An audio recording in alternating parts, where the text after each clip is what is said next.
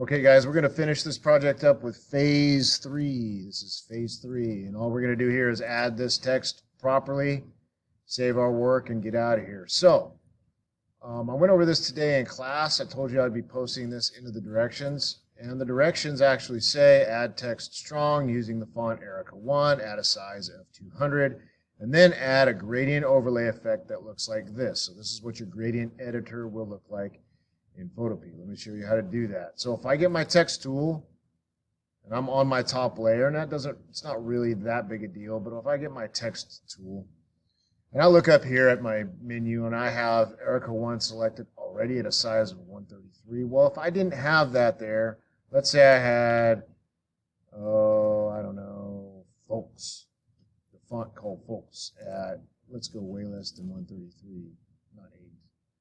Let's say this was my default, and I have a color of black, by the way.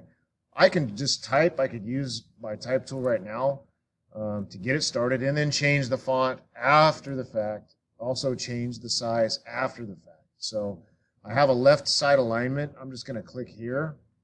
Left side alignment means when I type, it's going to move to the right. So I'm going to type in capital STRONG. Hit the check mark, and then again with my text tool selected, I can go to up to here.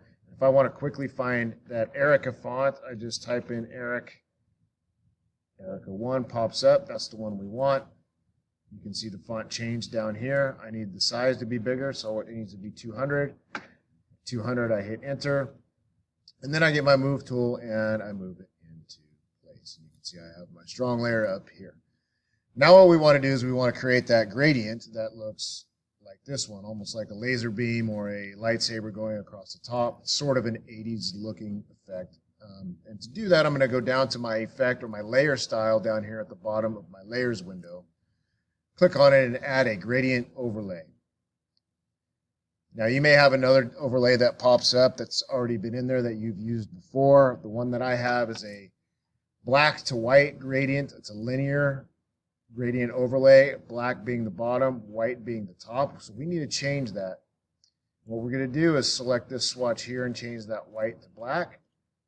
And then I've got to add an orange. So as soon as I click down below this bar, I get another swatch where I can change that color. And I'm going to use my embedded orange swatch that I had in my swatches. And then I'm going to add another one right here a little distance away.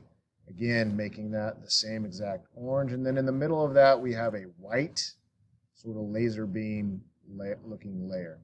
And now that I have those together, I'm going to move this one closer to the orange and that one closer to the white to get that little line, that little sort of tighter line, which doesn't gradiate out so far. And then I'm going to move my bottom black way closer and my top black way closer. And now we have sort of something that looks similar to what I wanted to have in the template. So I'm going to click OK, click OK. Now I'm going to save my PSD file, appropriate naming convention, and submit the work.